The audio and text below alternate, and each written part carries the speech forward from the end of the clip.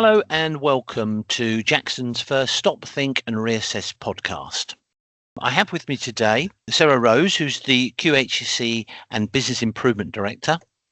I have Jason Gibson, the Project Manager, and Oliver Anderson-Chapman, Senior Engineer. Both Jason and Oliver are currently working down in Towcester in Bedfordshire, I believe. Northamptonshire, where they're building a road and a roundabout that joins on to the busy A43, currently embroiled in that particular project. So we're here today to talk about Stop, Think, Reassess. And I know that Jackson has, over the past few years, has done a lot around behavioural safety. So maybe I could ask you, Sarah, why do you think it's important we have a podcast around this subject?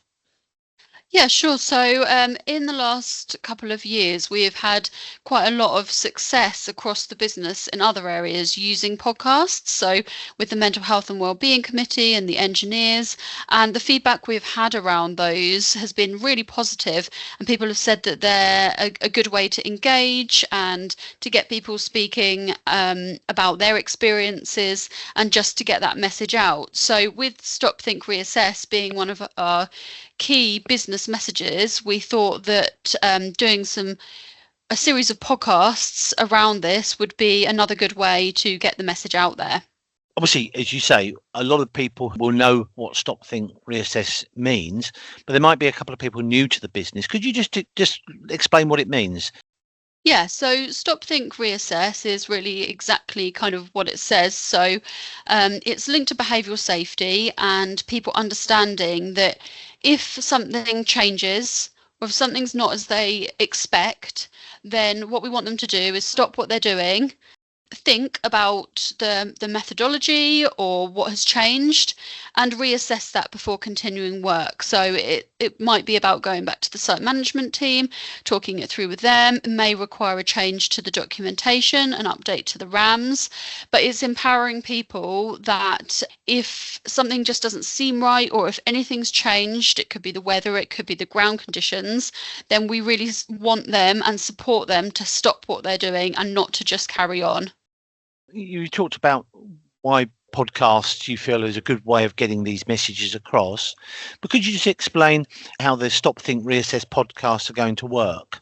So the idea is that we'll have 4 throughout this year, throughout 2025, and each of the regions within the business will choose a project each quarter to talk a bit about their understanding of Stop, Think, Reassess, and then to give some examples. So it may be some really good examples where Stop, Think, Reassess was used and it's potentially stopped something becoming an accident or an incident, or it could be that they want to talk about an incident or a near miss where they felt that Stop, Think, Reassess was maybe not as applied as well as it could have been, and the learnings that have come from that.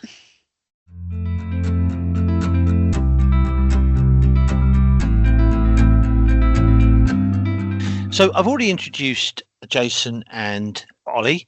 Maybe I could ask, what has been your experience with Stop, Think, Reassess?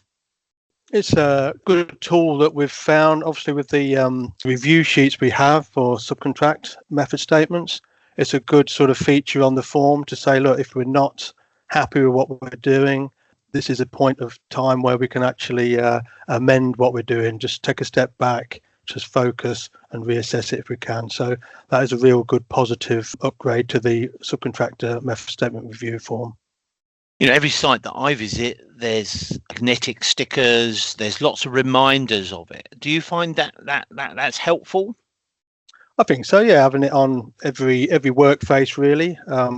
We have got quite a few of the big signs and the magnetic stickers.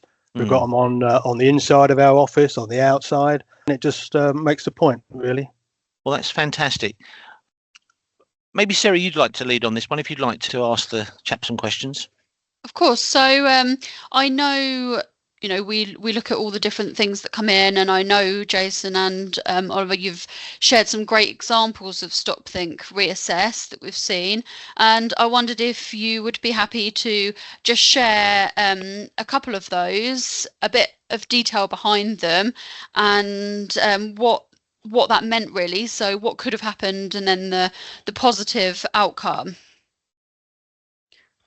Okay, well, my one, obviously, as Ross has mentioned, we're building a roundabout on an existing road. So we require to plane out the existing road. And we started on this aspect a few weeks ago. Got going with a 2-metre planer to plane out full depth black construction, which was about 350 depth. Got going, and it wasn't until later on that we found that there was a part of the road that had some kind of membrane in the sort of upper layers. We carried on thinking, well, that must be the normal thing. But as the sun came around, or the clouds parted, we could see that as we were planing, we had some sort of what looked like ice crystals in the air. They weren't ice crystals. So we thought, oh, that doesn't look right. We stopped the works at that point. We had a chat with our planing contractor.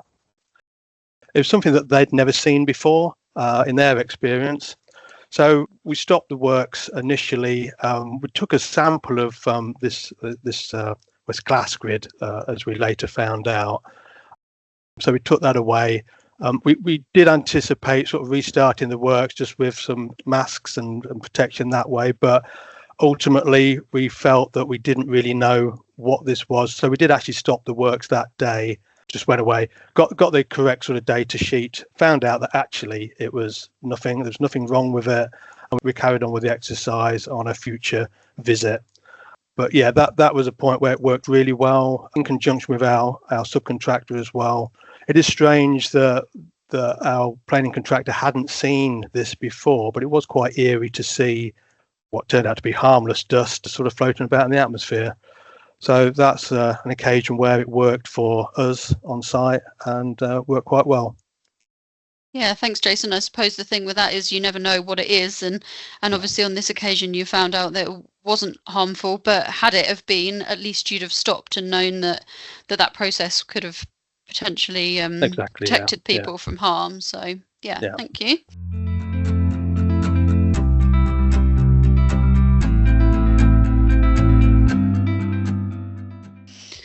And Oliver, do you have an example to share? So our other example of when it's worked quite well is where we found during some vegetation clearance, we were going to prepare to start augering some of the larger tree roots out. And coming down from one of the overhead pylons, there was a low voltage cable, which we'd had confirmed that it had been disconnected at an existing building, which was an old weighbridge in the lay-by, about 300 meters away. This cable was still carrying a signal when we were checking it with the Cat and Jenny on Jenny mode, and would obviously show up on radio as well. So we couldn't be sure for certain that that was the exact same cable as what was connected to the building in the lay-by, because it ran through trees under the tarmac and into where the old building was. And due to the fact that it carried the signal, once we'd discovered the cable in multiple locations and we could trace it properly, we had to get National Grid out, whose asset it was, or old asset it was, to come and spike it, because we couldn't be certain that the cable was the same cable that had connected into the building before. And so the stop, think, reassess was, once they'd discovered it, they stopped. They came back into the office and said, we've come across the cable. So we went out and did a lot more trial holes to try and trace it, but they'd weaved it in and among the trees when they were installing it. So we had to get them back out to spike it again. Great, thank you. And yeah, we all know the risks that come with any kind of services. So I think you can never be too safe, can you? And a great example of, even when we've been told something, of going with the information we're seeing in front of us, and the fact you were picking up a signal and just getting them back out to double check, reassure us and spike that. I mean, that's really interesting, because I mean, I imagine from a site point of view, having to stop, having to get a third party out could mean a delay of a number of days, but that's more important than actually just soldering on regardless, where there's a potential risk involved.